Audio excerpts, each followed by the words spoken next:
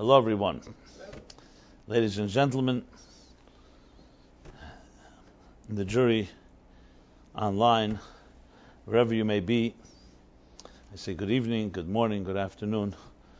The magic of technology, we could be speaking here and be heard everywhere and viewed as well. So tonight's topic is, do you work to live or do you live to work? Business and soul. And the connection is related to this week's Torah chapter. As I've mentioned many times, that there are 52 chapters in the Torah corresponding to the 52 weeks of the year. Each chapter has 7 sections corresponding to each day of the week.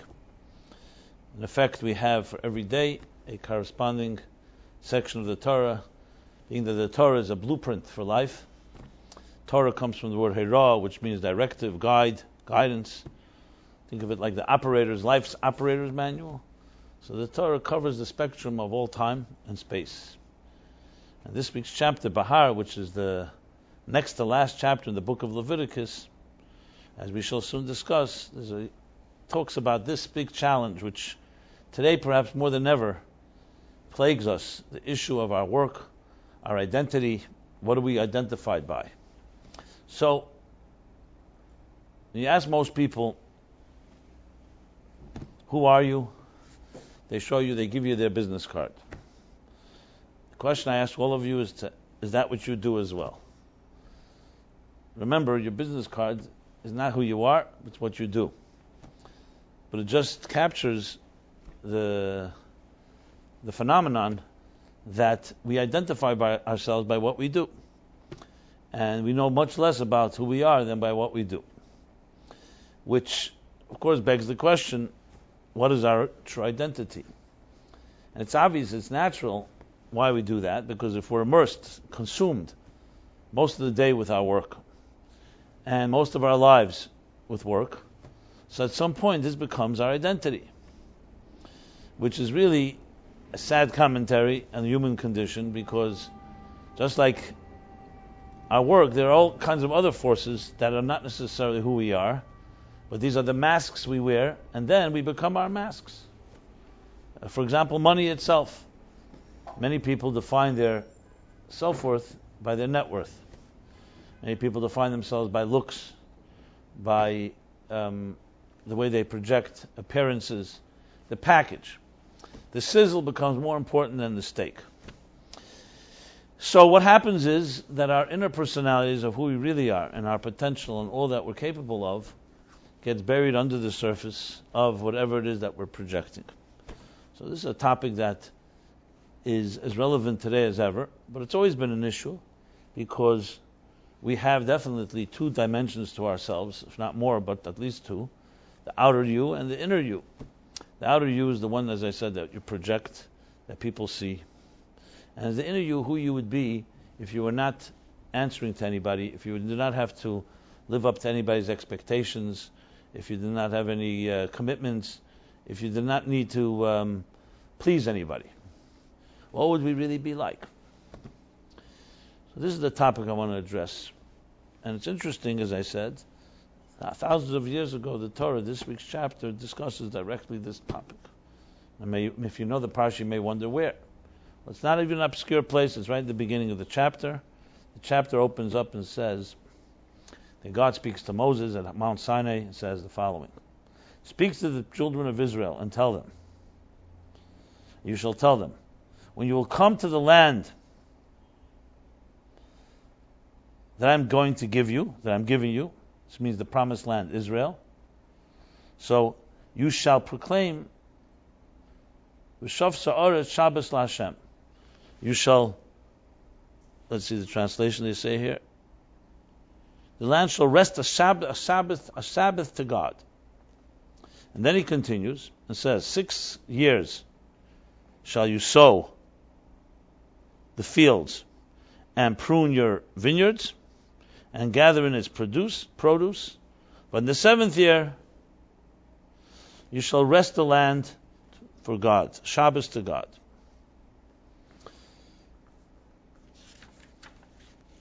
Shabbos to Hashem, right. And then he goes on to some more of the details. This, of course, is the mitzvah of the sabbatical. We call it Shemitah. That every 7th year, the command is to rest the fields, which exists today as well, only in Israel, obviously. You go to Israel, see in the 7th year, there's special laws of not eating from the land. The lands are sold, or different type of laws that define this mitzvah. The Sefer HaChinuch, the great codifier of the Middle Ages, explains one of the reasons for this mitzvah is to remind ourselves that we're not self-made creatures, that our fields and our vineyards and our work is based on a blessing of God's. And the Shabbos reminds us that we should remember that there's a higher force than just your work. He also brings an interesting thing, which I don't know if it's corroborated by modern agricultural science, that just like a human being or machine has to rest at times, the land too, by not sowing it and not planting it, etc., that land in a way has ability to regenerate, and it's healthy for the land every 7 years to rest it.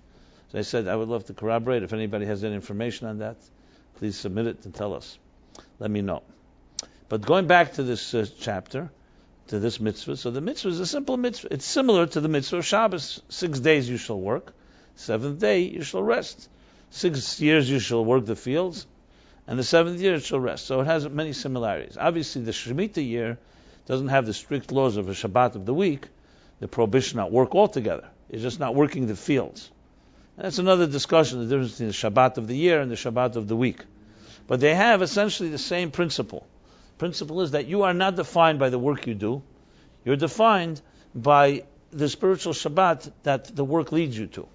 So right here, you have very clear that yes, we may be working 6 years of the cycle, or 6 days of the week. But remember that the focus, the purpose, that's a means to come to Shabbos God. But here's the question that the Alter Rebbe poses. There seems to be a redundancy.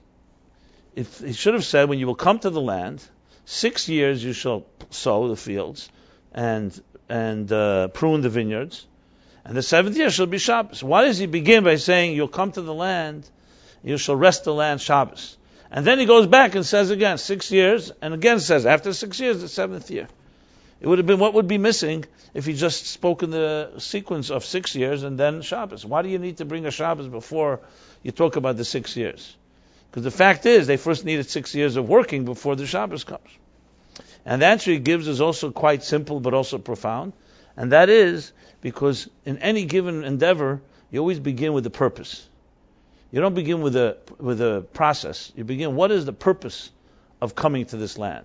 What is the purpose of the work? So even before you start working, he states, the first thing you should know, even before you begin to sow the fields or do any of your work, know that the purpose of all of this is to have Shabbos LaHashem. And then the verse continues and says, and what's the actual time sequence for this? The actual process is that 6 years you work, and the 7th year you rest. So the Rishav Saaretz is like stating the mission statement before you even begin the work. Now, if you ask yourself the question, what really does that add? You could say, tell the 6 days, 6 years, and then you come to the purpose. Well, it adds the focus that even before you do one stitch of work, you know why you're doing it.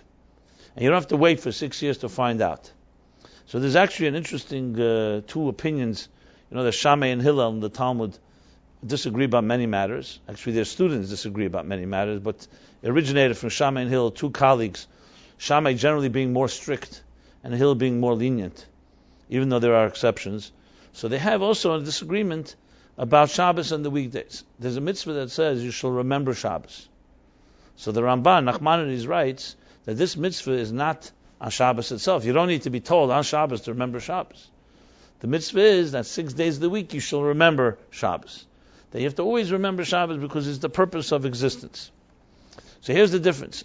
So both Shammai and Hillel, through the week, knew that there was a Shabbos coming, but Shammai actually, if he found a beautiful piece of food, a Mona Yafa is the expression, he found a nice loaf of bread, or Mona, maybe bread wouldn't last, but something that was a beautiful food, he would not eat it on Sunday or Monday or any time of the week. He would hold it and preserve it for Shabbos. Hillel, on the other hand, his method was every day God blesses you, and you have to and receive those blessings. On Friday, you prepare for Shabbos. So the question is, what's the difference between the two? They both obviously observed Shabbos. They both knew throughout the week that the purpose of life is not work but Shabbos. Well, Shammai was more strict in the sense where he actually did something every day, essentially fused every day with the Shabbos experience. And Hillel felt that you thank God for what you have in the weekdays, and then when it comes Shabbos, that's when you do. But there has to be some deeper meaning in this disagreement, or these two different customs. So let's go back to the actual topic at hand, and that is what exactly Shabbos means, what exactly Shemitah means, and in context of our discussion here. And that is the following. Going back to the identity issue. It says in the Torah, it says that 6 days God created the world, and the seventh day He rested. So the obvious question is, was God got tired? And if He needed rest, why did He wait 6 days? Why didn't He rest after 1 day, 2 days? So clearly the resting of God is not literal. It's just a manner of expression. So the word in the Torah is Vayechulu Hashamayim, or that on the seventh day God Vayechulu. So if you're in the English translation, they will say rest, but it's not an accurate translation. It really means God returned to the source. So think of it like this, just to use an example. Someone lives in a palace, a king lives in a great palace, and then he wants to achieve something, wants to go accomplish something outside of the palace. So he goes outside of the palace and does the mundane work, or whatever it may be. That's not his natural place. It's not his natural habitat. So and then he comes back home. That would be the Shabbat experience. So what was going on here is like this, that the divine essence, the way Chassidus explains it, is beyond all of existence. It's beyond immersing itself in the structure of existence. However, God had a purpose and wanted to create a material world for us to transform it into a spiritual home. So in a sense, God not physically went out of Himself, but so-called spiritually manifested Himself in a state that is unnatural to divine revelation. Basically, the Tzimtzum, He hid His presence, concealed Himself, and created a new state of consciousness, which would be the world in which we inhabit. Kabbalah and Chassidus talk about a whole series called Seder Shtalshus, a cosmic order, step after step after step. So yes, it's all God's creation, but if you look at the universe, you don't see it as a reflection of the divine initially. We need to work, we need to contemplate. And we can even say no. There are people who are consider themselves atheists or agnostics. God created an agnostic world that you can easily say, it's all about me. Who says there's a God altogether? That's how distant it is, so-called, from divine consciousness. In truth, it's just a concealment. That's the 6 days of the week. And why is 6? Because there was reflect the 6 emotions. Chesed, Gvura, Teferet, Netzach, Chayid, Yesod. 6 emotions, which is a manifestation of the divine. And then when you conceal it, concealment after concealment, you end up with a world that can deny its creator. This would mean that God went out of His natural habitat and manifested Himself in a universe that conceals His presence. It would be, think of it like you, let's say you created a particular machine, and then you dressed yourself up in so many garments that the machine cannot recognize its own engineer, its own creator. And then you appear, and no one recognizes you because they're completely concealed in many garments. This is the analogy that Kabbalah and Chassidus give to understand how existence is. So we call the nature of the universe in Hebrew Teva. Teva means nature. So it says in the Kabbalists, right, that Ha-Teva, the nature, is the gematria of the name Elokim. So Elokim refers to the divine manifestation that conceals itself in a form of constriction, the Tzimtzum. Why? Because when you look at the world, you could call it all nature. It's an act of nature.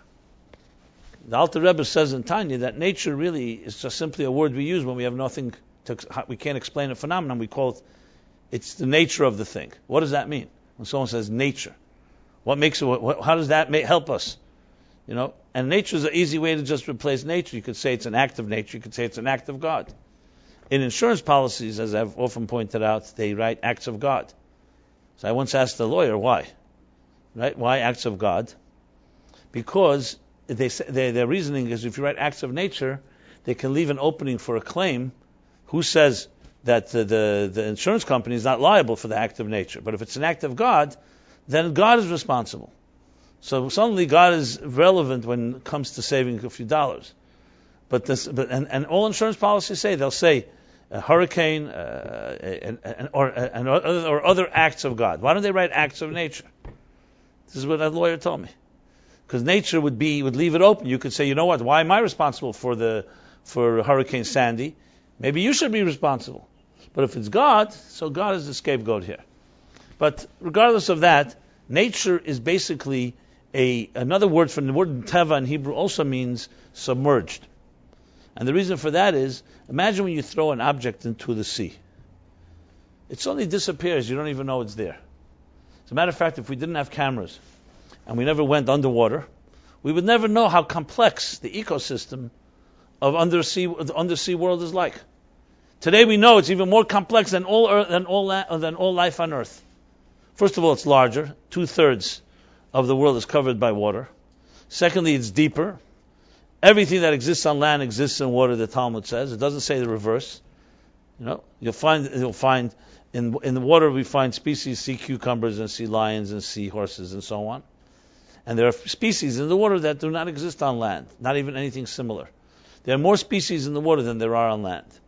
So we never know this. If you look at the surface of the sea, once in a while you see a fish, a fin, etc. But you would never know that. You'd think, okay, there's a few fish in the sea. Suddenly it opens up the world. So the sea is a perfect example of teva. That's teva. You look on the surface of existence, you can convince yourself there's nothing under the surface. Today we know through modern science and physics and so on that the world is made up of molecules, and molecules are made up of atoms, and atoms are made up of subatomic particles. Human beings. You look at a human body. You never guess that there's a thing called cells or DNA or genes or chromosomes. Those were discoveries. You see that, so you see a person has a face, body, legs, other organs and limbs. Now we know there's a whole system beneath the surface, which is far more complicated than anything on the surface level. So teva essentially means submerged. That all that's within is submerged to the point that on the surface you can convince yourself there's nothing going on. So this is how God created the universe. He manifested what the way the Kabbalists put it in the 6 midot, in the 6 faculties called Chesed, Gvura, Tiferet. So then it's still divine faculties. The faculty Sunday is divine kindness. Monday is divine severity or discipline. Tuesday is divine compassion. But then he continued to add layers and layers of garments and concealments to the point where we have a universe. We're born into this world. And we see a beautiful universe. When you think about it, you say, "Hey, did this create itself?" Just like a book testifies to its author, and a music testifies to its composer, and a building testifies to an architect. Why would the beautiful world that we live in, with all the design, which is far more intricate, far more complicated, not testify to a creator? Notwithstanding that, why people deny it is because it's so submerged, and that it's easy to be able to dismiss that there's anything beneath the surface. Okay, but then when you start thinking about it, you say there must be some force behind it. What keeps it? This type of synchronicity, and this type of symmetry, and all the beauty, as I said, the harmony. Same with the human body; everything's so coordinated, and so on. So on the surface level, what God created were the 6 emotions, 6 days of the week. But Shabbos comes a day Shabbos and says, okay, 6 days have passed. This is what I created because I want you to come to discover the truth beneath the surface. But on Shabbos, I return back to my natural palace. That's what happens. Natural palace is a place where the divine dominates, divine consciousness. And therefore, God said, and therefore you should also have 6 days of the week you shall work, as we read in the 10 Commandments. 6 days of the week, go outside of your own self and involve yourself in the work you do, in the world, in the mundane world. But 7th day, and the same thing in the 7th year, remember where you come from. Remember that your purpose, the reason for all this is not the work. The reason for all this is you come from a place that is far more sublime, And this is just an external expression of yourself. That's what Shabbos is. Return home, basically. So 6 days a week we leave home in a psychological and emotional, spiritual sense. And on Shabbos we return home. So some people will say, one second, I don't feel on Shabbos any closer to God than I feel on Friday or Thursday. Well, that's because we become creatures of this world and we're not sensitive. But if you open yourself up, the energy of Shabbos is a far less materialistic energy. So think of it like there's all these layers. On Shabbos, the layers are somewhat removed. And that's why it's not like you're not allowed to do this work on Shabbos. You don't need to do it. You don't need to go there. Because it's, as a matter of fact, it's like going outside of yourself on a day when you should be going inside yourself. So there are times when we involve ourselves in outside activities. There are times we do inner work, our own inner spiritual work. Think of it this way. Another way to look at it. What stimulates us most? On a very basic level, it's our senses. The things we see, hear, taste, touch, and smell consume our lives. Just to the extent we don't even notice it. You walk down the street, your eyes are watching things, you're hearing sounds, you're smelling things, you're tasting and touching. And that's how we define this as a sensory experiences. What would happen if we shut down our senses and you close your eyes and your ears, your taste, touch, and smell? So initially the thought can be terrifying. You may disappear. You won't disappear. Because you don't need eyes, ears, taste, touch, and smell to experience yourself. These are experiences outside of you. You need eyes to see someone else. You don't need eyes to see yourself. You need ears to hear someone else. The same with taste, touch, and smell. These are channels, you can call them like bridges, that connect us to the outside world or the world of other people. But if you're on your own, if you actually shut off your senses, you know what will emerge? The real you. What you are, independent of the stimulation that is projected by you and by others around you.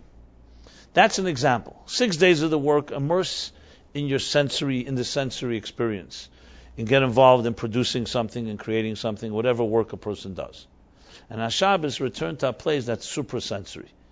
Basically going from the material physical world into the spiritual realm. Now obviously we still are physical creatures on Shabbos, and the same thing on Shemitah. So we're still physical souls inside of bodies, but we try to minimize as much as we can our material creation. That's why the Lamates, the 13 the types of work that are prohibited on Shabbos, are all about creating something, about shaping something. So we avoid doing any of that in order to return back into our inner selves, our soul. And most of the work on Shabbos should be soulful, but it should also permeate our material world. That's why we eat a meal. We eat 3 meals. And the pleasure we have from physical meal, even from physical sleep, becomes part of the mitzvah of Shabbos. So it's not about denying the material world. We're not talking about asceticism. It's about focusing on realizing that the material world is just a surface level of an inner world. So Shabbos isn't about Yom Kippur, for example, fasting and denying material world, even to the farthest extent. Shabbos, we don't do that.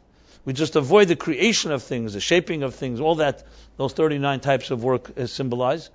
And we go back to the so-called soulful place to recognize the soul within the body. Again, the soul within the body. And the same thing with Shemitah, the sabbatical year. 6 years you shall plant the field, prune the vineyards. And the 7th year is a year we should focus on not the work, but the purpose of it all. To elevate it all. The Shabbos La Hashem that the 7th year represents. Which is why it says in holy books that on the 7th year, in the sabbatical, many people who worked in the fields in the olden days, with that year was like a sabbatical year. They spent more time studying Torah, praying more, because they had more time on their hands. But it was more than that. It was going back to the purpose of it all. So the interesting irony is this. If the purpose of it all is Shabbos, why don't we have 6 days Shabbos and 1 day work day?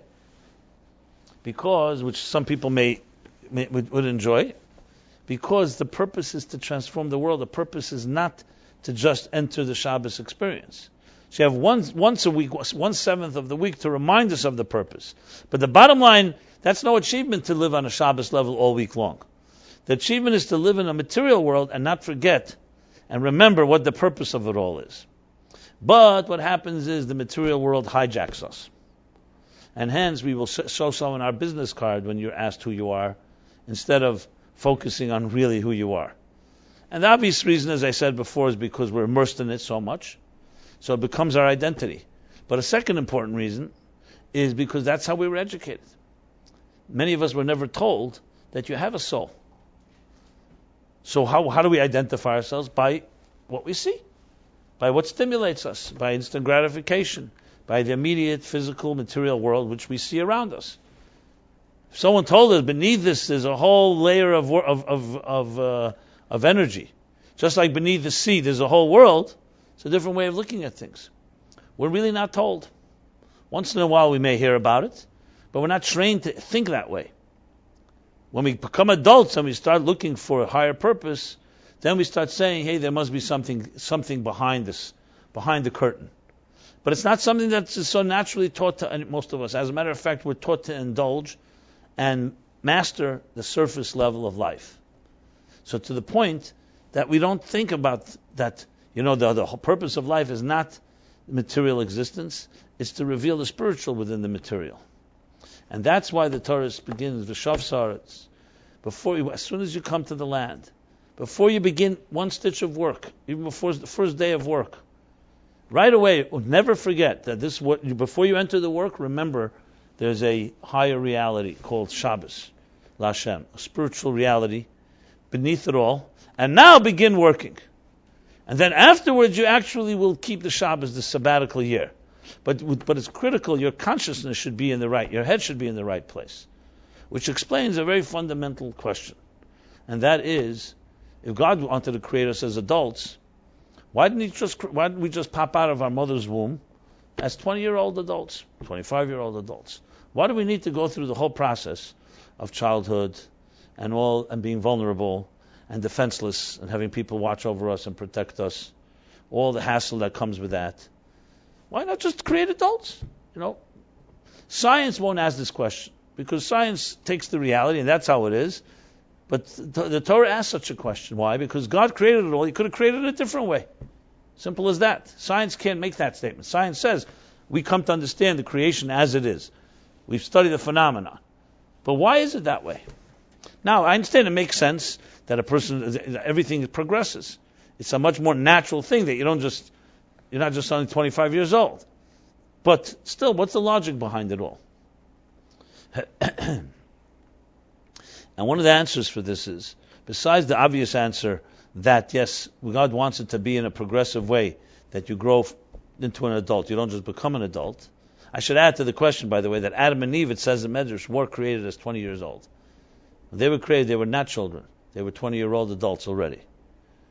On that Friday, the first day of creation.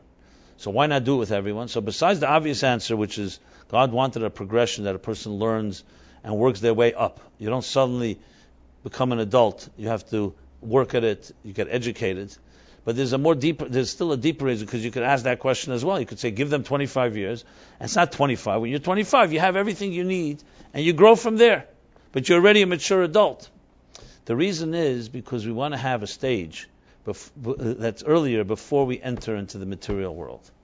And the childhood years, from birth through adulthood, is preparing us. It's like the Shabbos that precedes the work. If we were immersed and thrown into the world, we were born, and within a few minutes or a few hours, like some animals, just really go right into the world, we would not be able to have the energy and the resources to sublimate the world, because we would immediately be thrust into a hostile world and without the tools. Even with a whole childhood, it's so difficult. Comes childhood, which is the beauty of childhood, of innocence, someone else providing for you. You can spend your time studying, praying, developing your talents. You have the peace of not having to deal with the struggles of a material life. So those years are not just unnecessary. They actually prepare you, like the Shabbos that precedes the Shav Saaretz Shabbos L'Hashem. Because if you think about a child's life, it's like a Shabbos, like a life, relatively speaking. Why? Because as I said, a child doesn't have to work. Thank God. In healthy situations. Provided for. And a child can be focused on their own personal development. Spiritual development. Unfortunately, education today is lacking some of that spiritual side. So we train our children to be like us, like adults. So it's basically a training of becoming a materially successful person. That's a tragedy. The whole point of childhood, and that's why we begin as children, not as adults, is to prepare us spiritually. So we should be able to look at the world not as a material world, but as a world that is concealing a whole spiritual reality. Be able to look at ourselves. So if education was done right, the early years, the formative years, we would be taught. Your identity is your soul, not your business card. Your identity is not what you're going to do in your life. It's going to be who you are. And it should work the other way around. First, who you are should define what you do, not what you do should define who you are.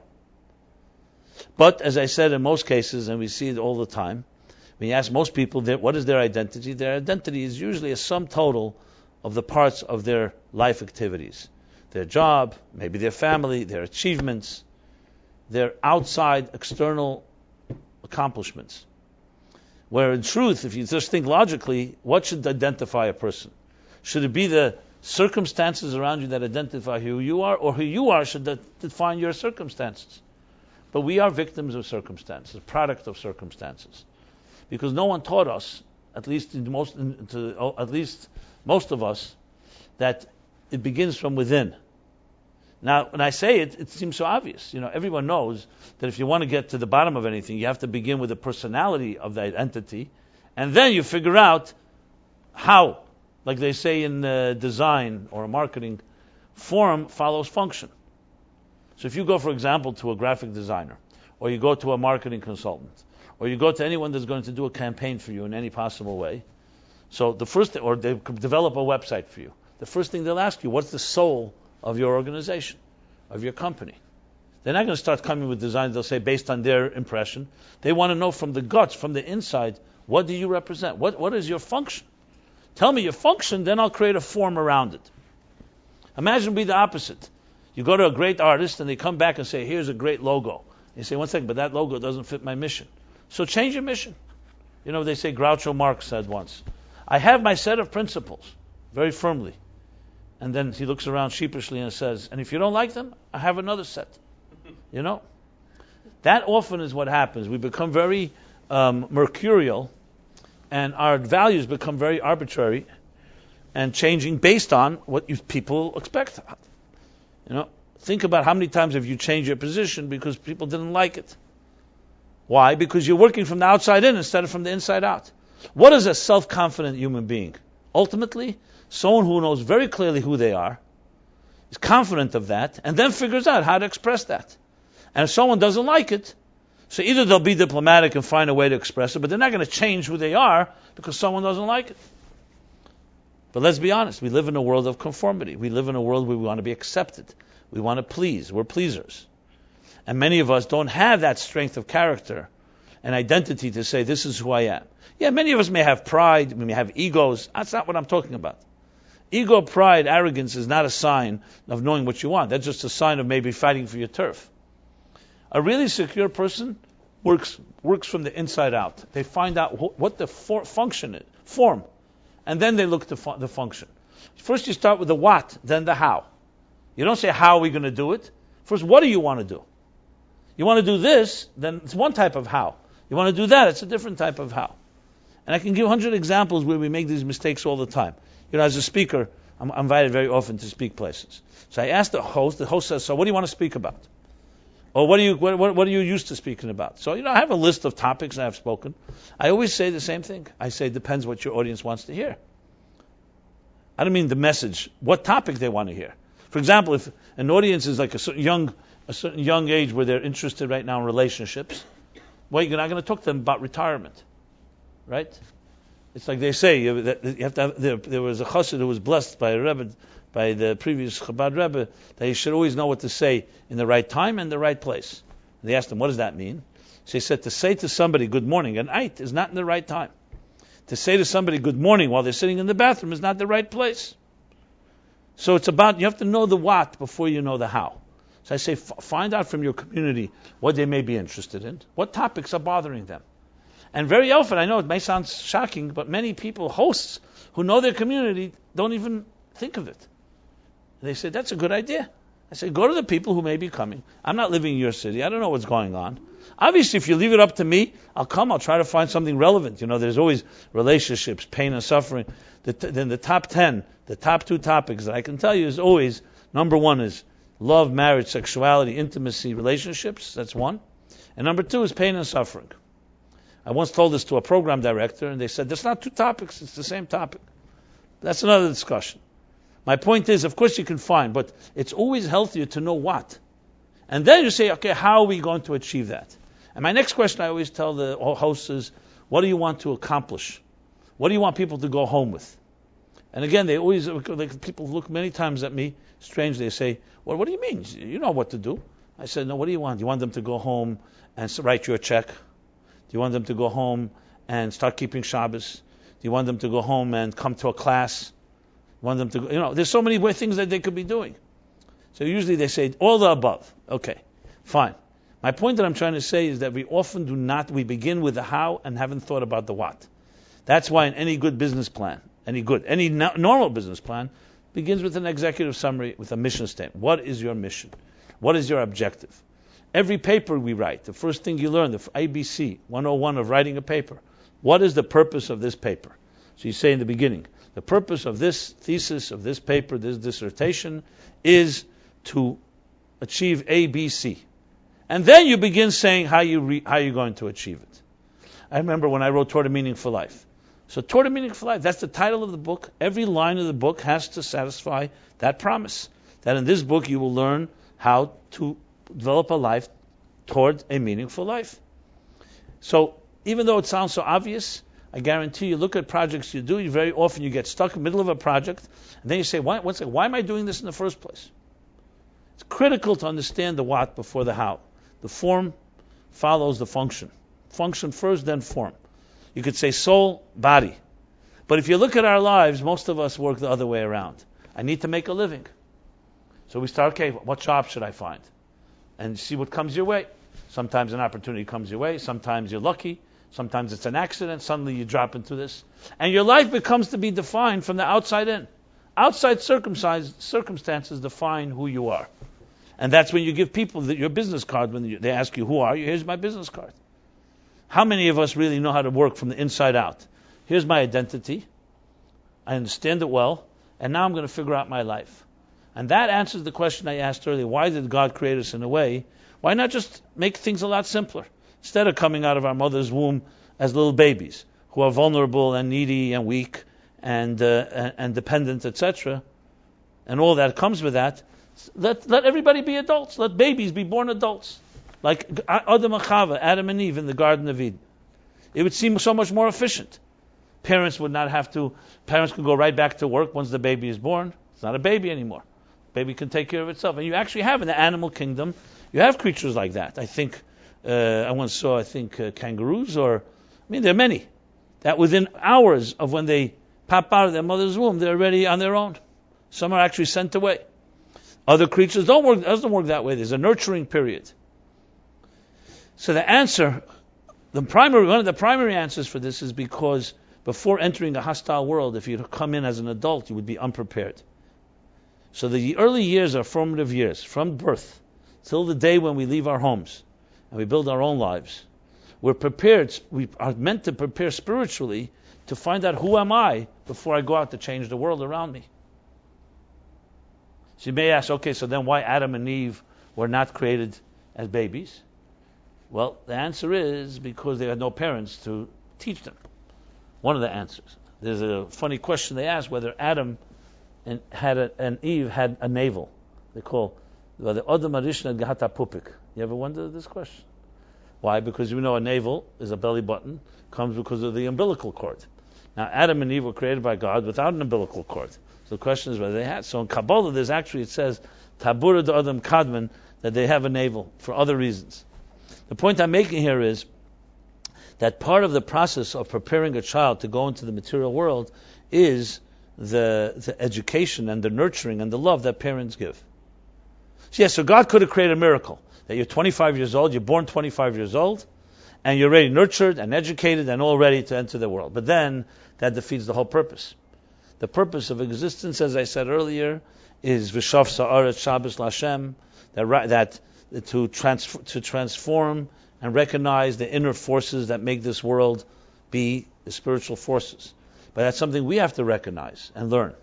On the surface level, as I mentioned with the sea, teva, the word teva, nature, comes from the word tavu b'yamsuf, submerged. So when you look at the sea, you don't see much. You don't see anything. It's only now we know that the sea is more complex than earth. That same is with nature. When you look at nature, you can convince yourself it's a self-made world. But you think about it, you say, how could it be self-made? As I mentioned before, if every book testifies to an author, and music testifies to a composer, this world, which is more beautiful and more artistic and more literary than any poetry, testifies to a creator. But you have to think about it. And it takes work. As a matter of fact, many people choose to deny it. Why? Because we grow up in environments where we worship and we become a product of the material world. And that's what we focus on, the sensory stimulation of an external universe. So that's why the pasuk begins and doesn't wait. It doesn't say, 6 years you shall work, sow the fields and prune the vineyards, and then the 7th year shall be Shemitah, Shabbos LaShem. The chapter begins immediately. When you come to the land, to the material world, the land, immediately know from day one, even before you pick up a pitchfork, even before you begin to touch the fields, know that the purpose of all of existence is Rishav Sar Shabbos LaShem. And then begins the process of the 6 years. Like I asked the question before, from the Kutei Torah, the question, why repeat it? Why begin Rishav Sar? Say, when you come to the land, 6 years you will work, and the 7th year you'll rest. Why begin and say, you come to the land, Rishav Sar Shabbos LaShem, you shall rest. You're not resting the first when you arrive. You have to work 6 years before you do.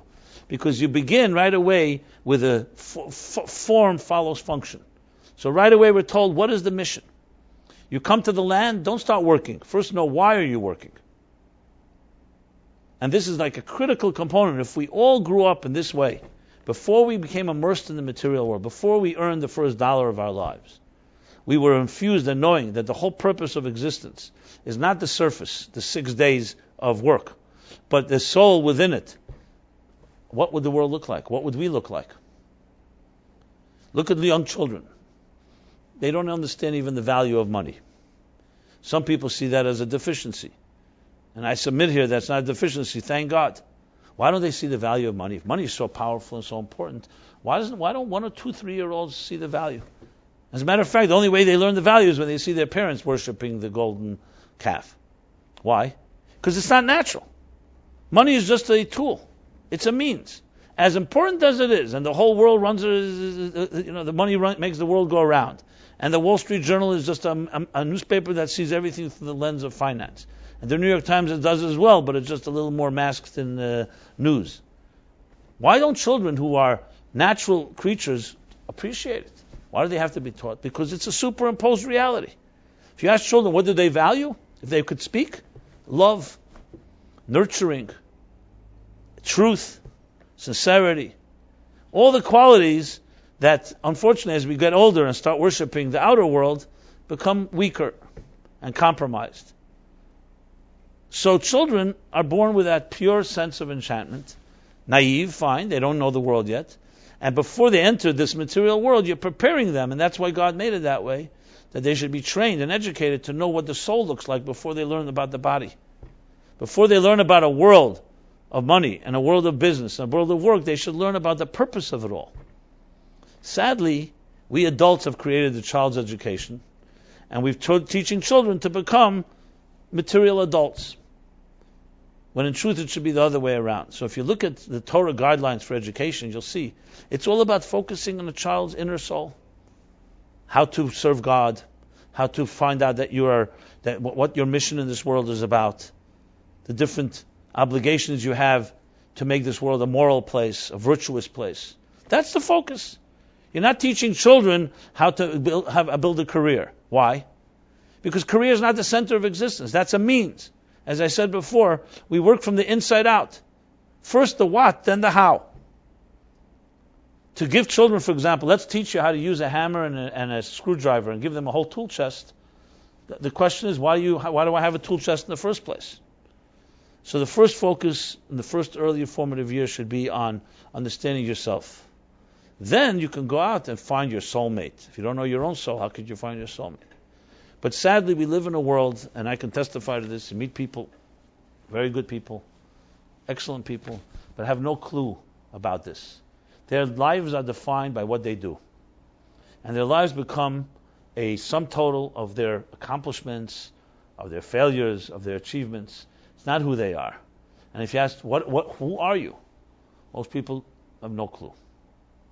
We have kinds of prerequisite answers. We could say, who am I?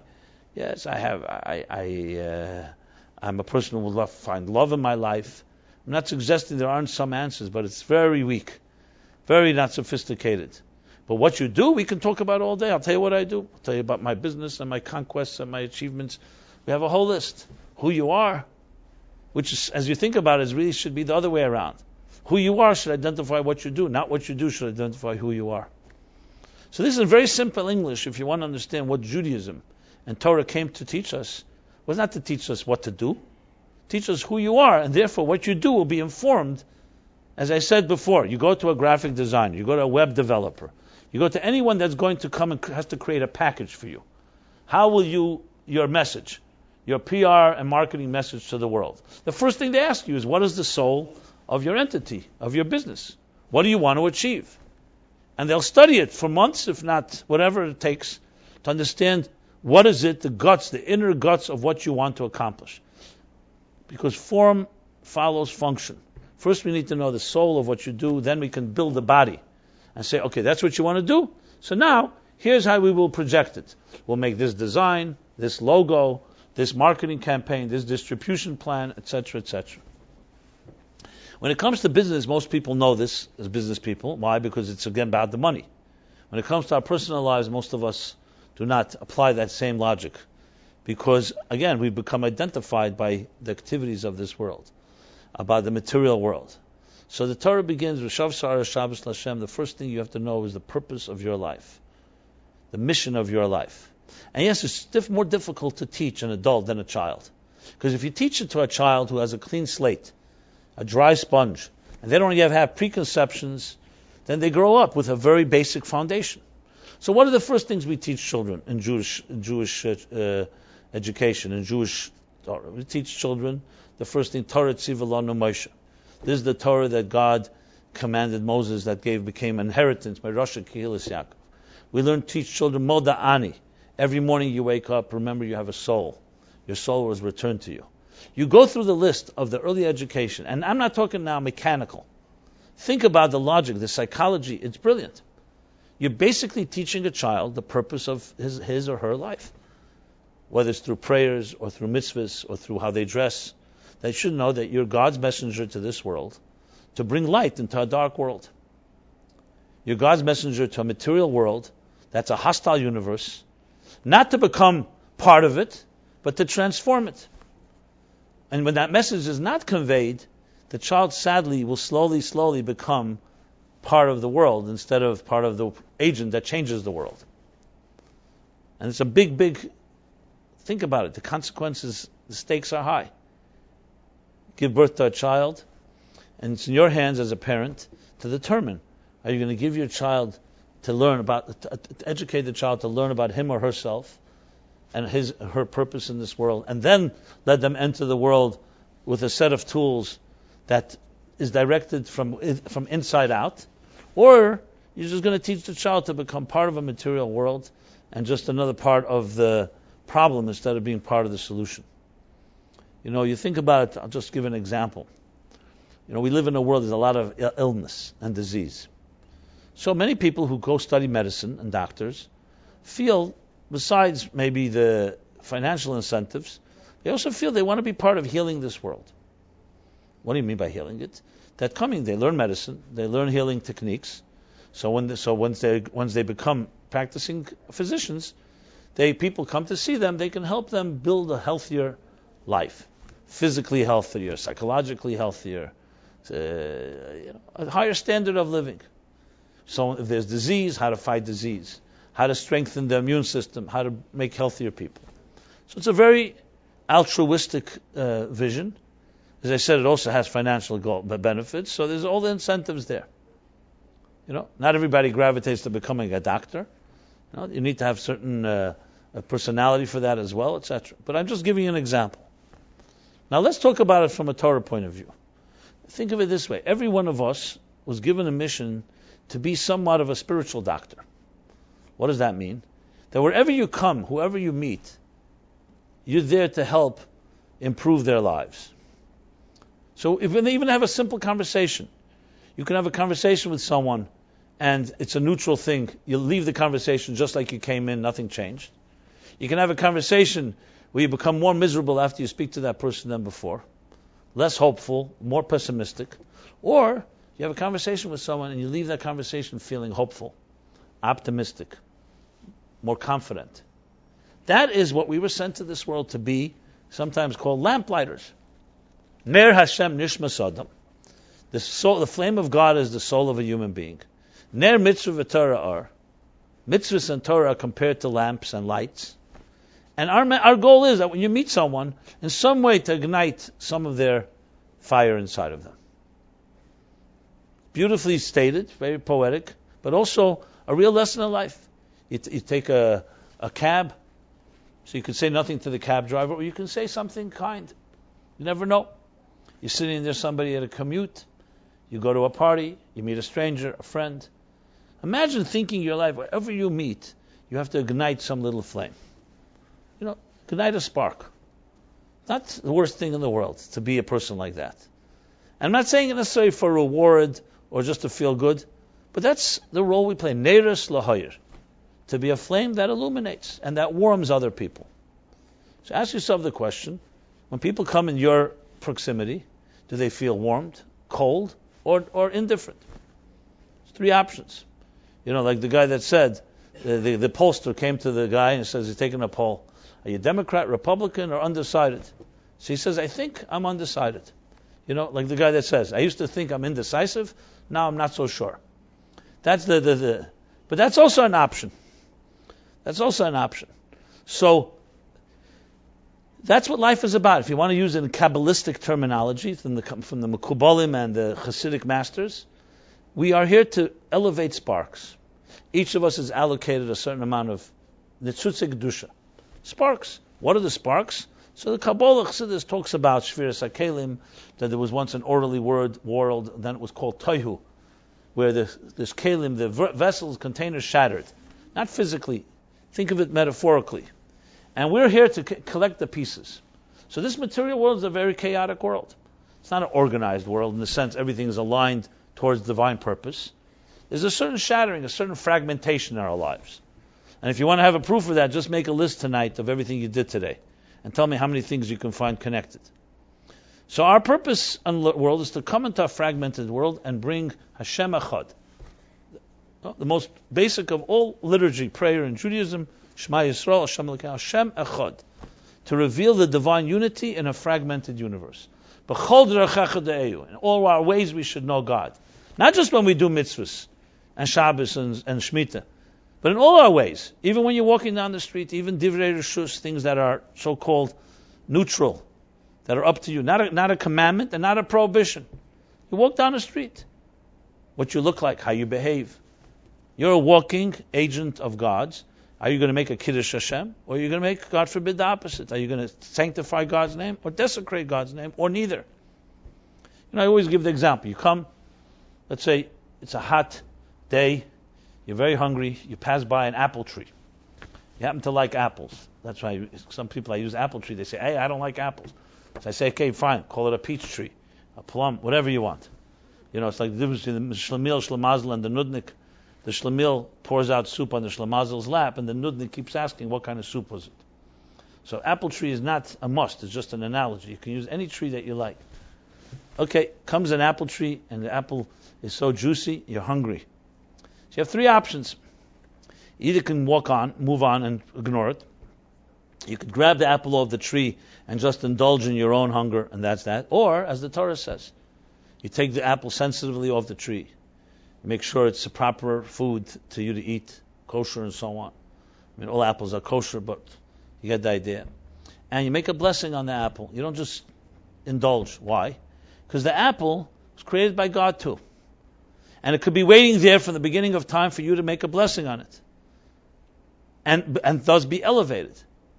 But if you indulge in it just for your own pleasure, so then the apple says, why did you rip me off a tree where I was living peacefully and never did anything against God, and you ate me like a glutton, and then use the energy to hurt somebody? Or you can take the apple and make the blessing and use the energy to help someone. Then the apple thanks you, metaphorically speaking. The spark has been elevated. That's an example. And we have thousands of examples like that through the day. Every day. People we meet, where we walk, how we act, what we eat. Every little act has that possibility. Now, if you don't teach children from young age this approach, of course, what are they going to become? They'll indulge, like everyone indulges.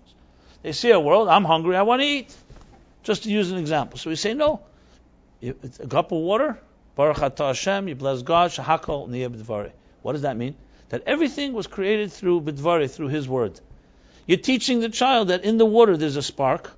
Lo Yalechem Levade, not on bread alone does man live, but Al Meitzah Pi Hashem, on the spark, or the word of God that sustains the bread. You learn that there's something beneath the surface. Teva is a natural surface level that conceals, as I said, submerged, Tavu B'Yamsuf, everything beneath it. And you as a human being do not buy into that deception. And you say, no, there's some force behind it. And when I make the blessing, you reveal the spark within the food. I'm using food as an example. It includes even sleeping. How you go to sleep. Sleep is also an act. You can go to sleep in a holy way, in a serene way. You can go to sleep just like any animal. So we have a divine soul and an animal soul, and the battle rages every given moment.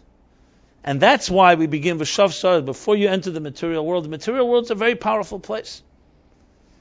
And remember, the Meraglim, who were the best of the nation of Israel, the scouts that Moses sent to Israel, who were they? They were the leaders of the tribes. As Rashi says, Ba'is Shah, that time they were ksherim. They were all pure. They were all kosher. They go to Israel, this Israel that we read about, Kisove al Aretz, in this week's chapter, and what do they come back with? Terrible report. Israel, in 3 words, Eretz Echeles Yeshveh. It's a land that consumes its inhabitants. And they caused the whole nation to begin crying and mourning and grieving. Why are we going to such a land of giants? And they brought back these big fruits to demonstrate how powerful the land is. And we cannot conquer it. Only 2 people, Kalev and Yeshua, who had special strength. Moses prayed for him. Kalev went to the Maras HaMachpelah to get the strength from Chevron, from the patriarchs and matriarchs. They were the ones that said, it's not true. It's a challenging land, but Allah and Allah, we can go and we can conquer the land. And God gave us the strength and we should forge ahead. So what was the matter with the scouts? What happened to them? They were holy people. They were the greatest leaders. They were not Eizvavs. They weren't criminals. They didn't go with bad intentions. We know that. It says Kshayim Hayu. So what happened? What exactly happened? Why would they suddenly come back and say, God, who promised Abraham, Isaac, Jacob, and Sarah, Rivka, Rachel, and Leah, and for hundreds of years, and they suffered 210 years in Egypt, all to go to the promised land. Suddenly, they saw the miracles in Egypt. They saw the parting of the sea. They saw the revelation at Sinai. The miracles through the 40, well, it's not 40 years because it was the beginning of the journey, but they saw miracles. Probably they even saw the man, the bread from heaven. Why suddenly are they doubting that you can go into the promised land? What do they want? What are we going to do here? They wanted to stay in the wilderness.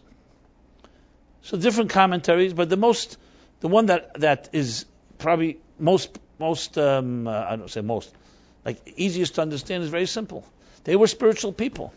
They saw a material world. They said, this is impossible for us to spiritualize this world. It's a land that consumes its inhabitants.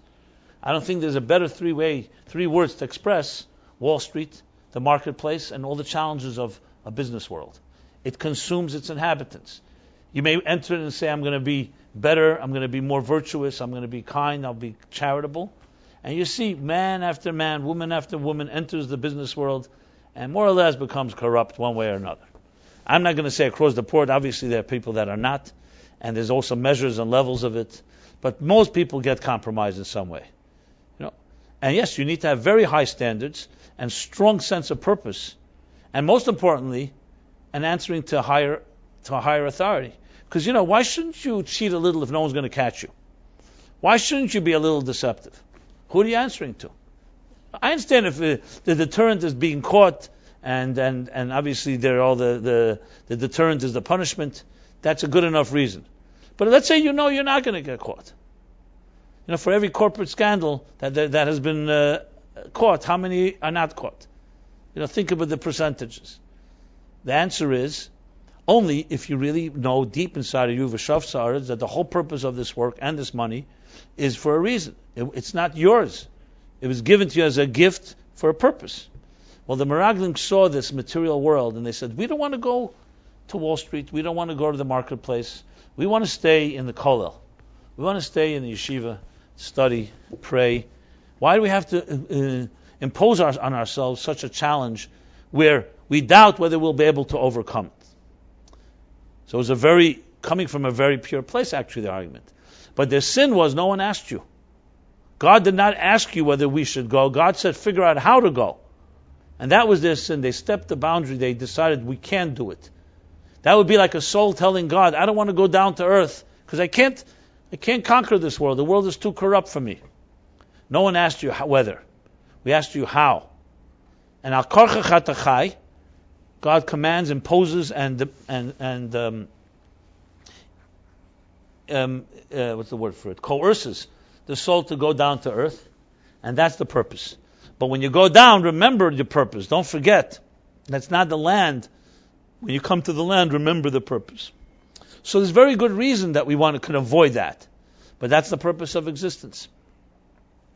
So that's why the Torah says, and that's why we have an education that we begin v'shav sa'aretz Shabbos l'Hashem. When we begin our lives, it says kisavoy la'aretz. So yes, a soul comes out of its mother's womb, has now entered kisavoy, came to the land. Which land? The physical world.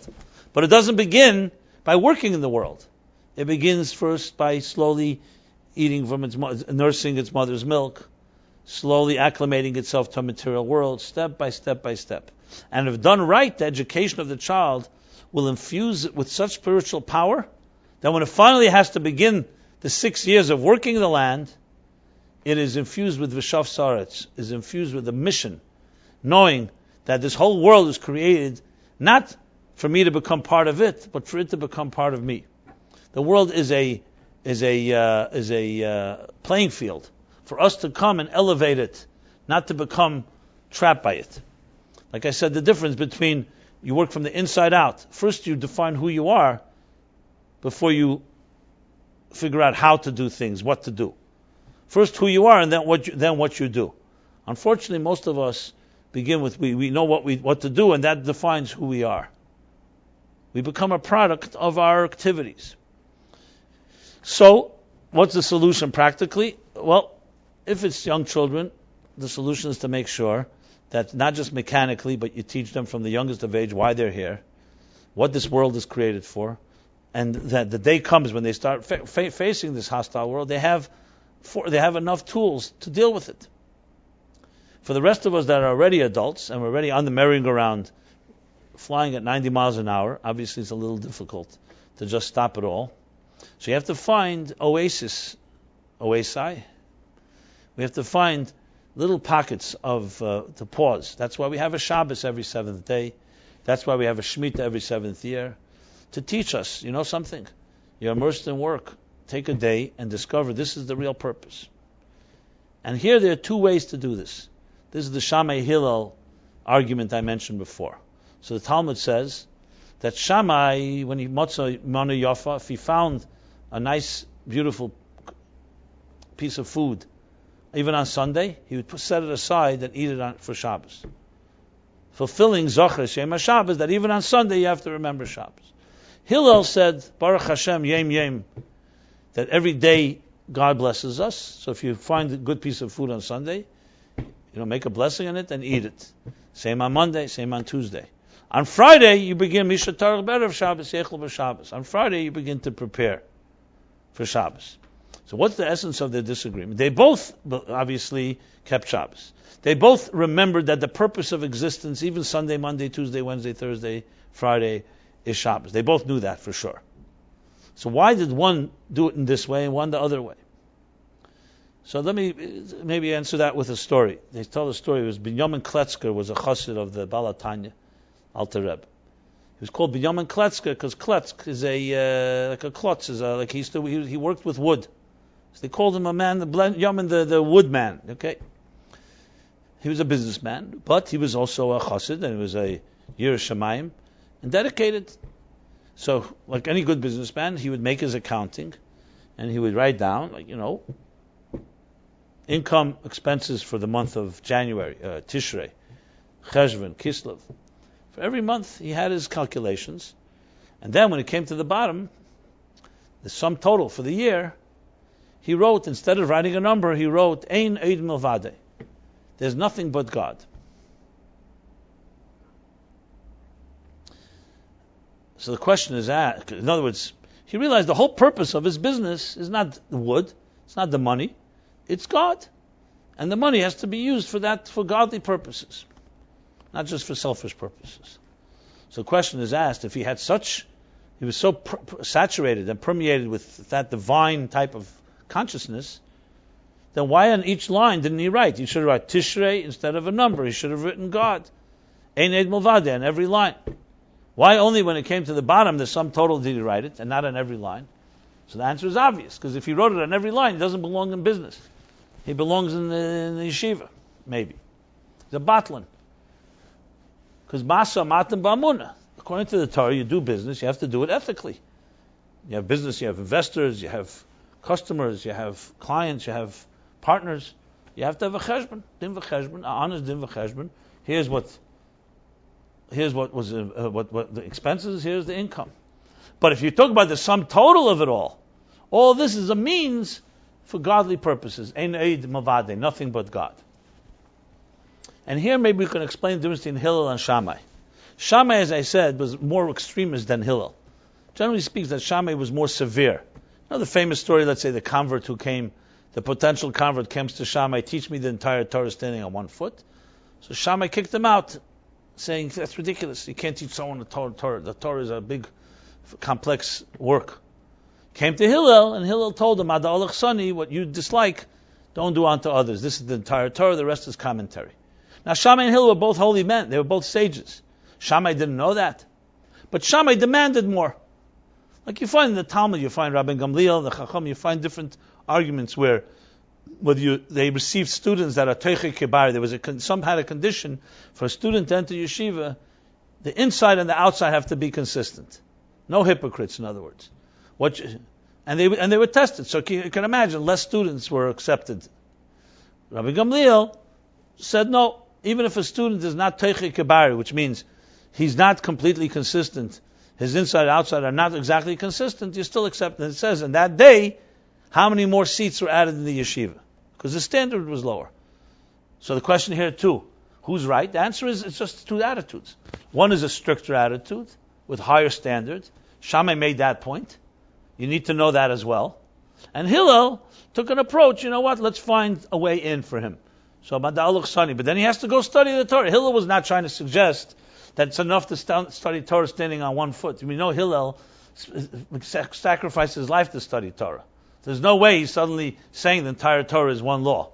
You know the story, Hillel was a poor man, he couldn't study. He couldn't have money to enter the study hall, so he stayed up on the roof. Snow fell on him, he almost died, etc., etc. So Hillel was not, in other words, suggesting some easy way out to study Torah. You guide the mitzvah, so you have to study. But he was more lenient in general with an approach. He wants to begin on one foot. Let's start with that. And then it'll lead him in. Mitzvah Gereres Mitzvah will lead him in to study more and more. So the same thing here, Shammai and Hillel, two approaches to how you infuse the divine purpose of existence, Shabbos, V'shav Sa'aretz L'Avos Hashem, into your life. Both of them know everything begins with Shabbos first. The intention of the existence of Sunday, Monday, Tuesday, and all your work is a higher purpose. B'chol d'rachecha da'ehu. Kol masecha yil Hashem shamayim. That all your actions and all your ways, and we're not talking here about mitzvahs, we're talking here about your neutral ways, reshus, things that are not per se a commandment or a prohibition. So they both knew they were infused with the Shabbos mission. The question is now, when you actually come to the work of each day, how do you do it? So Hillel's approach was in a sense not as strict, or not as extreme, you can say. Some Sunday, yes, it's God's blessing. But Sunday, God also wants you to eat a meal. So eat the best meal for today to make the material world a spiritual place on Sunday. Shammai said no. Every day really is only a means toward the Shabbos, to the extent that you find a good piece of food, keep it, save it for Shabbos. So it's just an intensity of how much Shabbos permeates. They both agree that that's the purpose of existence. The question is how much. So Binyamin Kleska was a business person. Every day he had to calculate what he made, what he didn't make. So it would not be appropriate if he every day said today is Shabbos or today is Eid Malvadeh. But the sum total, he came to that. So you could say maybe Hillel was more like the businessman and Shammai was maybe more like the kollel man. So a person who's a ben Teirim, in a sense, a Talmud Chacham, so his basic involvement is not so much in work of the world. Even though scholars in the Talmud times always made sure they should not make an income from their Torah, they always had side jobs, so to speak, whether they chopped wood or they were water carriers or something like that, or they had a field. They found ways to make parnasa. But you can say Shammai was more immersed in that fashion. So therefore, a person like that is, in the weekdays, is not such a business person. So he was able to see Shabbos, and was supposed to see, Talmud Chacham Ikra Shabbos, so for even weekdays has a Shabbos-dik element. Hillel, on the other hand, was more immersed, so-called, and therefore saw that each day has to be elevated based on that day.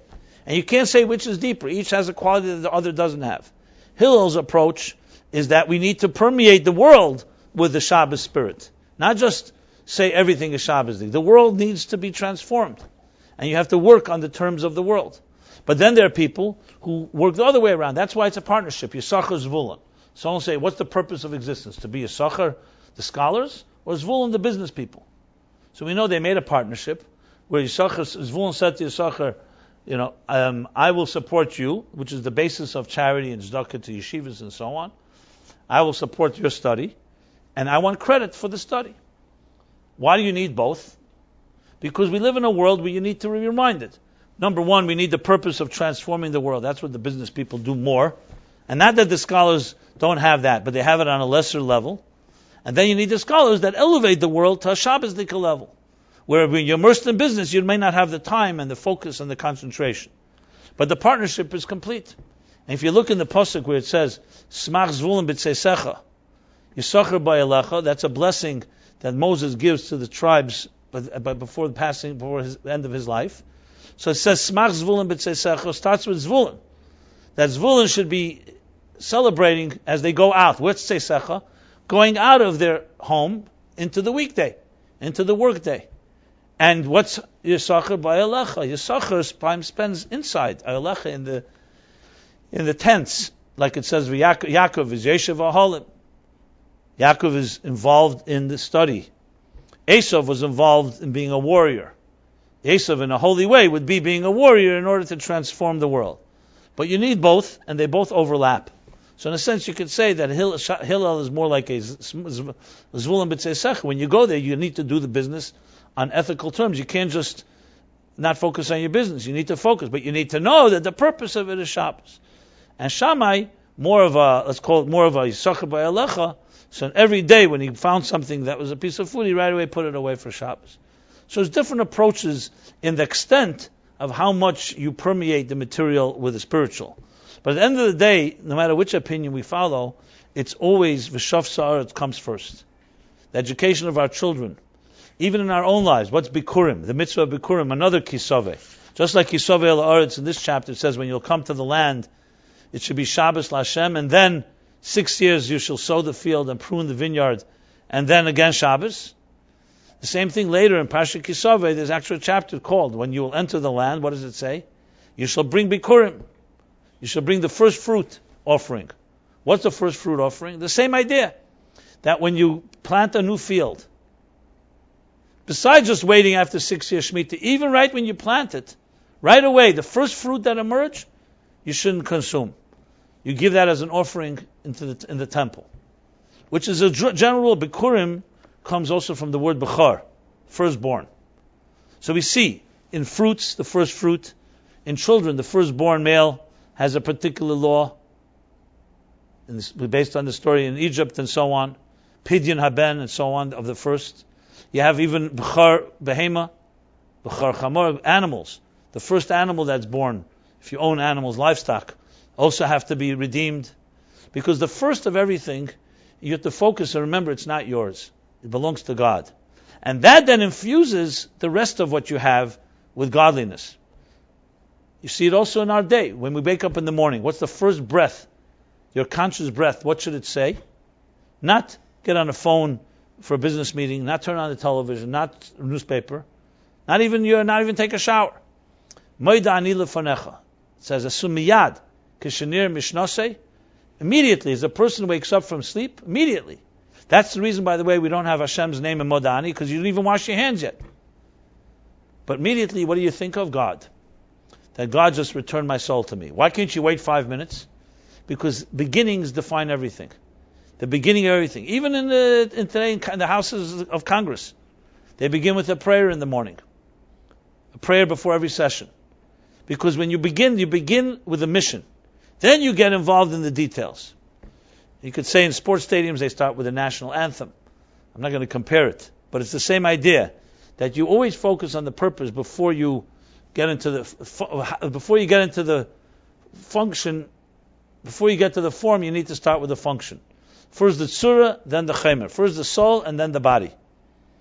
So it's always the firstborn. And same thing here. They enter the land, right away know, for shafsars, the first thing you should know is the purpose. Then begins the actual steps. And you'll see this as a consistent theme in Judaism, that both in the beginning of something and at the end, you always bookend it and sandwich it with the purpose of it all.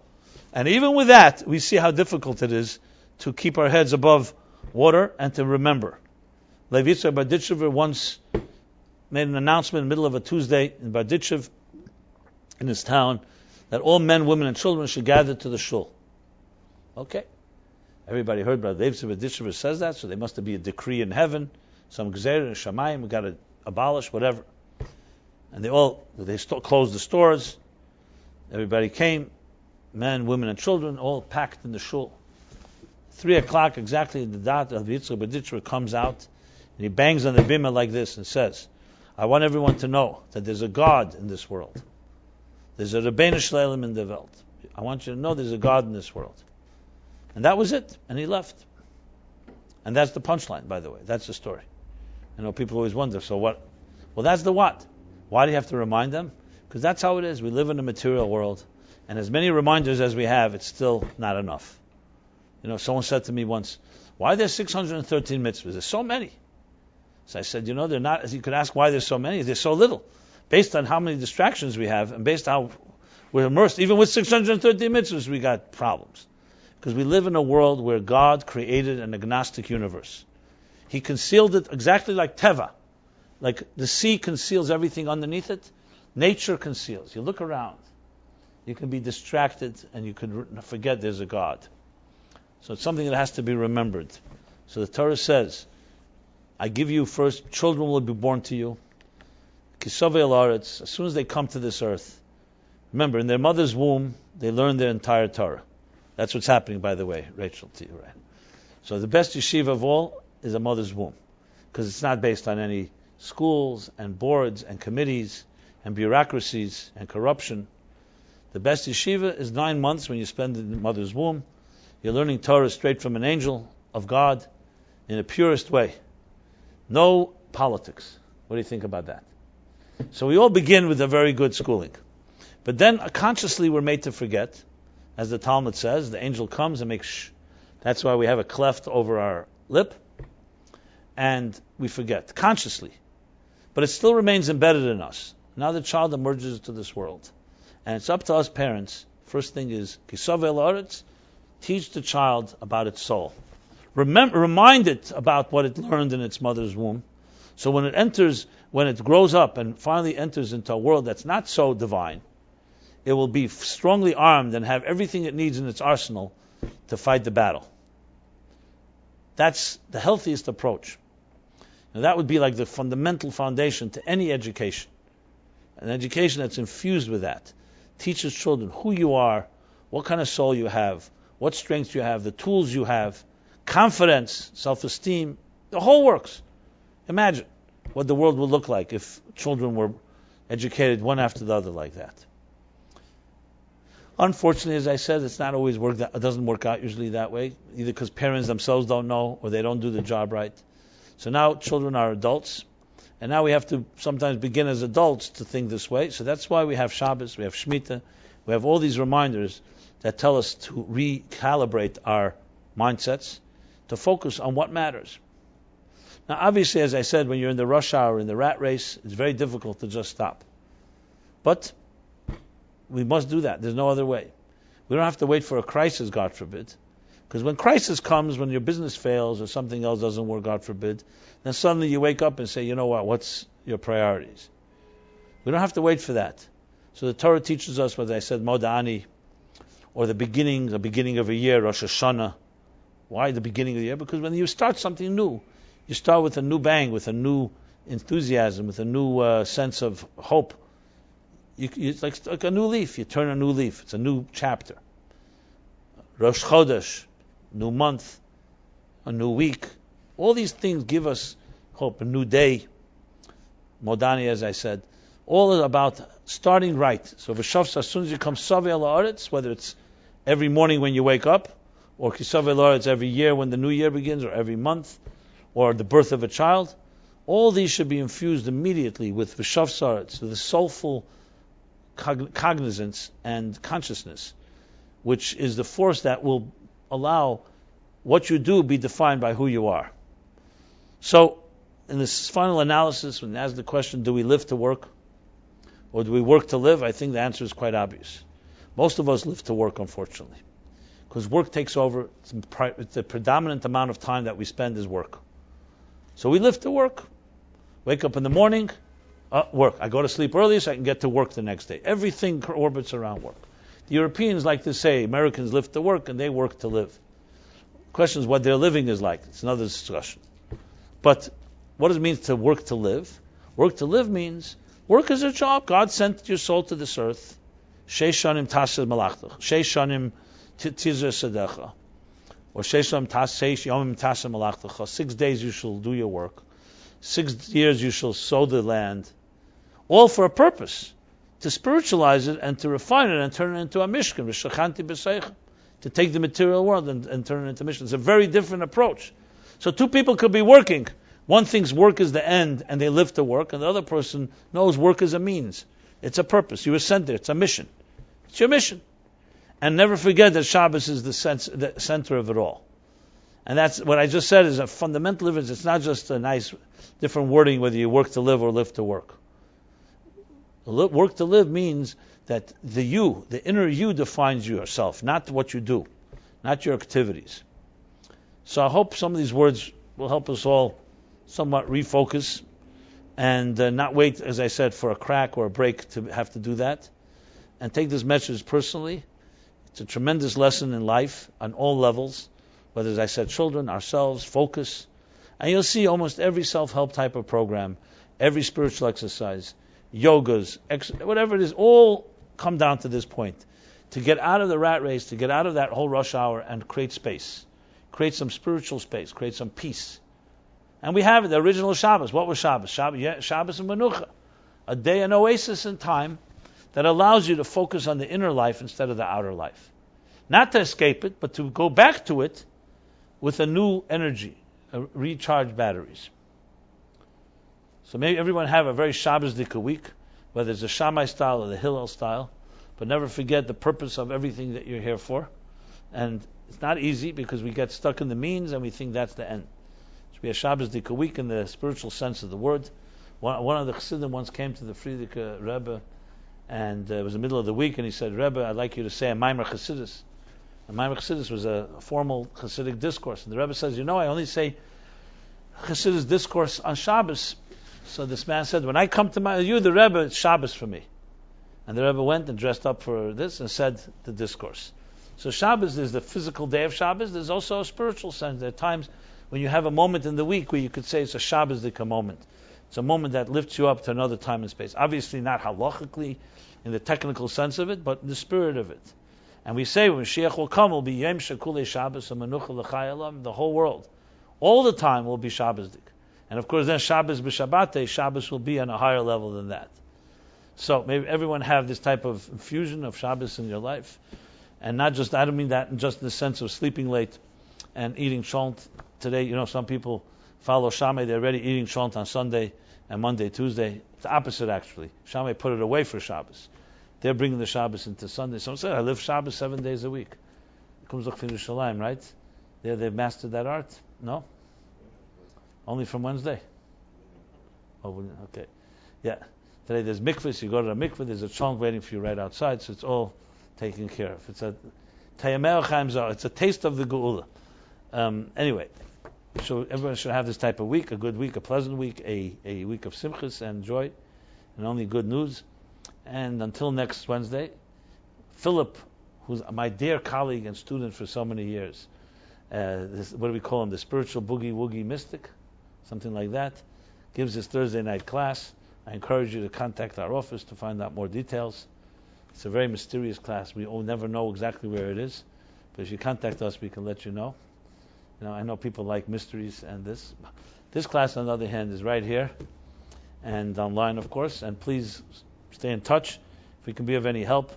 And of course, I should mention the Omer book. We're now in the Omer season, 49 days between Passover and Shavuos. So if you want, we have an Omer app at myomer.org. You can download a free app, as well as get a daily email reminder. Just send us an email at meaningfullife.com, our website. And until next Wednesday, it was an honor and pleasure to share a few words. Thank you.